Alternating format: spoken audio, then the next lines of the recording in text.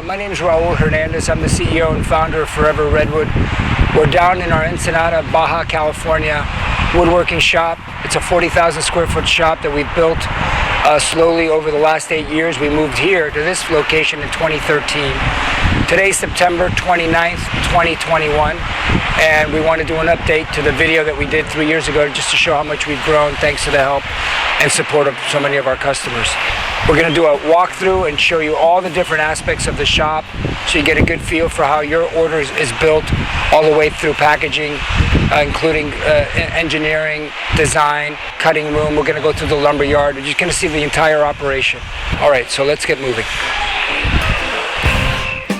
Every Wednesday, we give each employee 10 pounds of fresh vegetables and fruits, mostly organic, grown locally.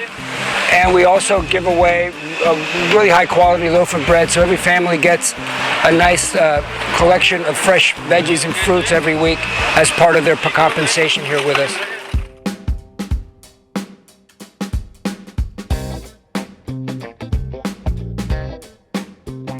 This is the design and engineering production department. This is where all the orders are designed with the customer's input to make sure everything is drawn the way you want it. Nothing is built until the customer signs off on their drawings. And then once the drawings are completed, then there's a process of creating what's called a production cut list, where every timber of your order is drawn with every angle, every notch, every bolt hole, so that when the order goes down to the shop floor for cutting, they don't have to think, well, how does this come together? It's already done. They just cut the order and it comes together like a quick jigsaw puzzle that's already pre-cut. Production foreman runs all the production aspects of the shop. Tony Toledo is the production foreman. He's been with me since 2001 and he knows more about this than I do. This is our systems and development engineering department. Here's where we work on the website, putting up new products, developing new options. And this is also where we do all the assembly instructions, all the custom assembly instructions for orders. We do a lot of custom shade structures. So a cookie cutter assembly instruction isn't going to work because your order is going to be 19 foot 6 inches. So we have to make sure that you get assembly instructions that are perfectly written out for your order. Do not skip any steps, make sure all the bolt sizes are correct, etc. We also do the development of new products here.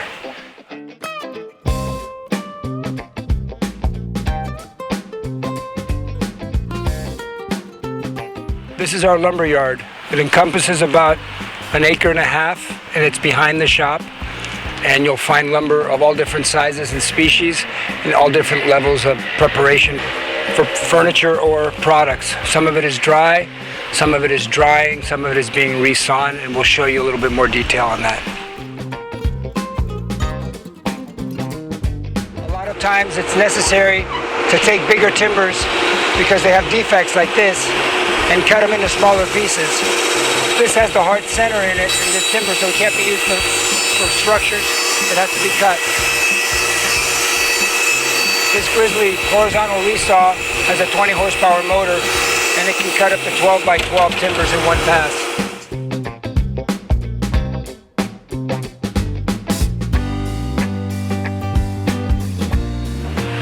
In the resaw area, we take lumber that arrives from the forest with damage, like this piece here. It's just got defects in it, and it gets resawn into clear pieces of wood, which are perfect for using for furniture.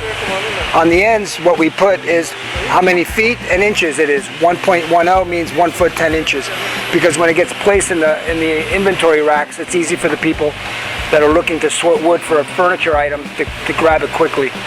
So what he's doing now over there is he's adding wax to the ends of the wood. So once the wood is thinned, once it's resawn and you've eliminated anything that's imperfect, you got to seal the end so that the wood won't crack further, and this will be intact whether we get to it in a month or a year from now.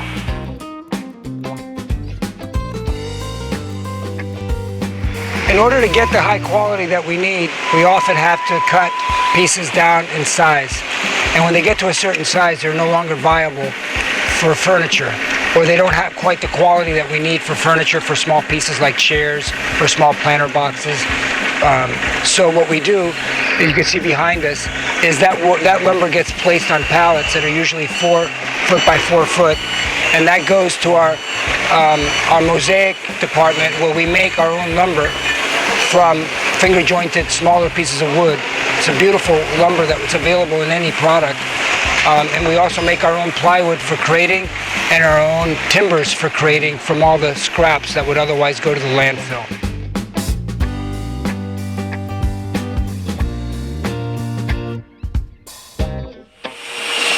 This is the Mosaic and plywood production room. We make our own wood, the Mosaic Eco Wood, as you can see here, from small pieces of wood that are finger jointed back together. We build even big structures out of it. It's beautiful, creates a lot of contrast, and it's one of our most loved products. We have gentlemen that are constantly cutting and resawing lumber in order to put this together.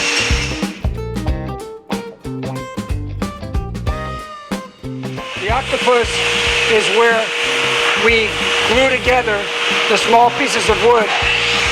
They place them all in the octopus, like these pieces are over here, and they're under pressure to keep them together, and they just keep rotating it. And once they've rotated this all the way around, it's dry. It's usually about a 24-hour process, and then the lumber winds up being planed into this finished product. Manufactured plywood that we make from scraps of wood that she was just stapling and gluing together. It's stronger than plywood. It's what we use for crating. A lot of our customers use this to make compost bins. They even make fencing. They don't throw it away because it's mostly good quality redwood.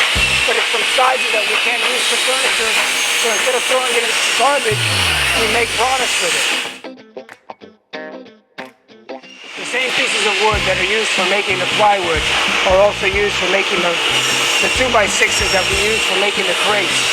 Instead of buying 2x6s or using fresh lumber, a much more ecologically friendly way of operating is to use stuff that would otherwise go to the landfill. So this is just glued and stapled together. It's not meant to last a long time. It's just used for making the crates from post-industrial waste. Second of our 3 wood drying kilns. It has a capacity of about 5,000 board feet about every 10 days. We prefer to have several small kilns so that we have flexibility in drying orders that for any reason they might not be ready to be sanded and sealed. We'll put them in the kiln.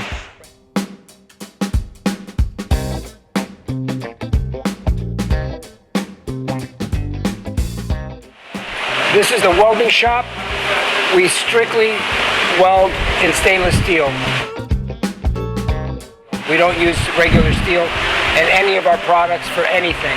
All the bolts, all the anchors are stainless steel. This is a standard high wind anchor that has 18 inches of stainless steel loops.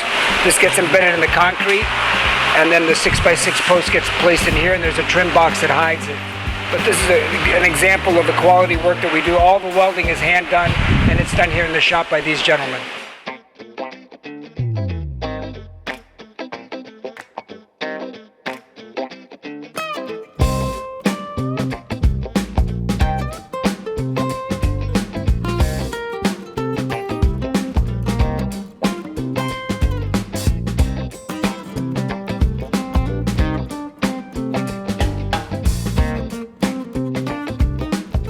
A lot of the pieces are painted black because the customers prefer it that way. These are plates that go exposed on the outside of trusses. Even though it's painted black, it's still stainless steel.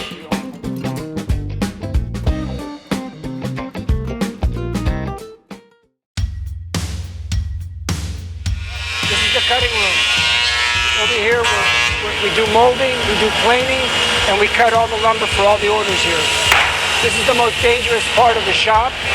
And the guys that work back here, right now it is all guys, they have my respect because they're risking their fingers every moment that they work here. Some of these guys have been here for over 10 years. But, you know, from cutting little pieces of wood to working on a bandsaw with your fingers right next to the blade, it's very precise work, and everything is done according to the cut lists that come out of the engineering department.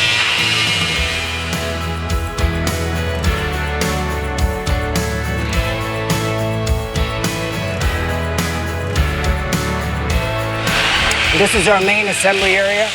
We're assembling a 70-foot by 36-foot pavilion that's going to the city of Carmel, Indiana. It's in the finishing phases right now. This is a Cardinal's Nest pavilion, one of our best.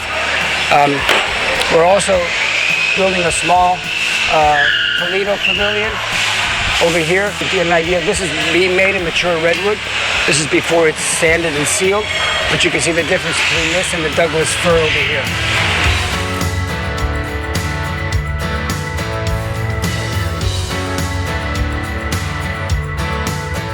This is our secondary assembly area. This is where we build the smaller structures and all the furniture. So you can see there's a big table being built over there, benches, different things.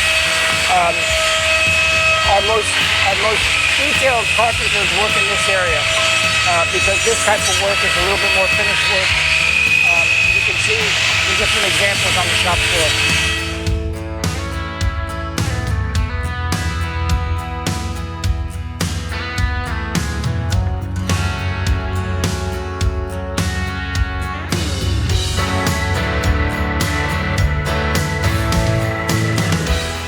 Sanding room. Most of the work on our projects, most of the finished sanding is done by hand. We don't use any machines. We don't use drum sanders hardly. 99% is done by hand. First, the rough sanding is done with a drum sander, usually a 4x24 or a 3x21 drum sander, 80 grit or 100 grit. And then the fine sanding is normally done by an orbital sander that's air pressure run, like that one over there. Sanding is where all the minor mistakes are fixed. It's where any little defect in the wood is hidden and where the jewel of the woodworking really stands out. It's in here. This is the hard work of the detailed finish work. It's done in here. Once the errors are fixed and the finish is complete, but these guys have been with me for years. They know this work inside out and they love it.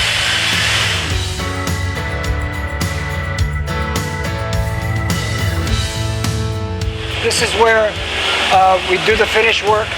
Most orders are finished with the Sickens Prolux product that we think is the best there is on the market. We apply 2 coats. Sometimes people want a stain, a coffee stain or a cherry stain or a custom finish. We can do that too. Just let us know during your, when you order what you need during the design phase. You can always get samples sent to you and double check, make sure that the colors that you need are gonna match. This is the tabletop made of old growth redwood. It's been finally sanded and sealed. You can't get this wood anywhere. We're the last of the Mohicans in terms of if you want to get a piece of ancient California. This wood was reclaimed from logging that was done in the 60s, in the 40s, sometimes in the 1800s. And we pull the wood out of the forest floor and the wood's still perfect. Look at this stuff. This is clear, tight grained, vertical, Porterson, old growth redwood, finely sanded and sealed. The best there is on the market.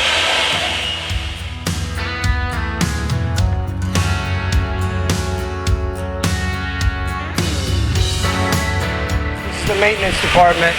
This is what we do. We keep up on all the equipment to make sure everything's running properly. All the replacement parts are located in here. From our chainsaws that we use in the lumber yard, to lighting in the shop, hoses, you name it, it's all in here. Juan Delgado is the maintenance manager. It's a hell of a job. There's 180 employees here, 40,000 square foot facility. And he's got to keep all this running tip-top.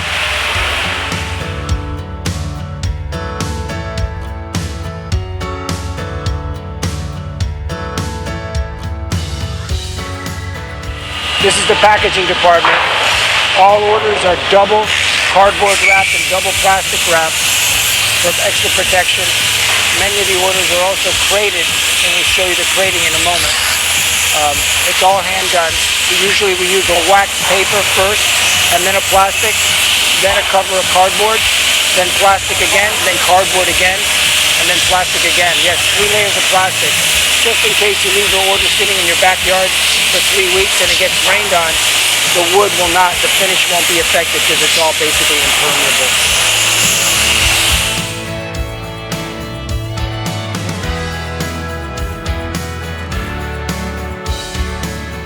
is a typical crating for a large order. So you can see here's the lumber that we make from the scraps that I was showing you before. It's lumber made here in the shop. All the boxes are wrapped again one more time for additional weather protection.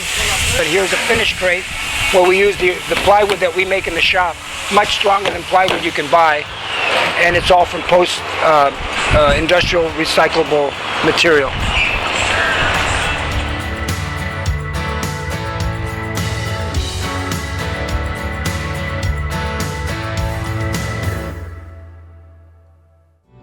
Thank you for taking the tour with me. Really appreciate your interest in our products. If you have any questions, email me directly. My email address is at the bottom of the screen. And this is my office, and as you can see behind me is a picture of the Apollo 8 photography that first introduced us all to the pale blue dot, which I think helps me keep my perspective as I'm working every day. Thank you again. Look forward to talking with you, and let me know how we can help you.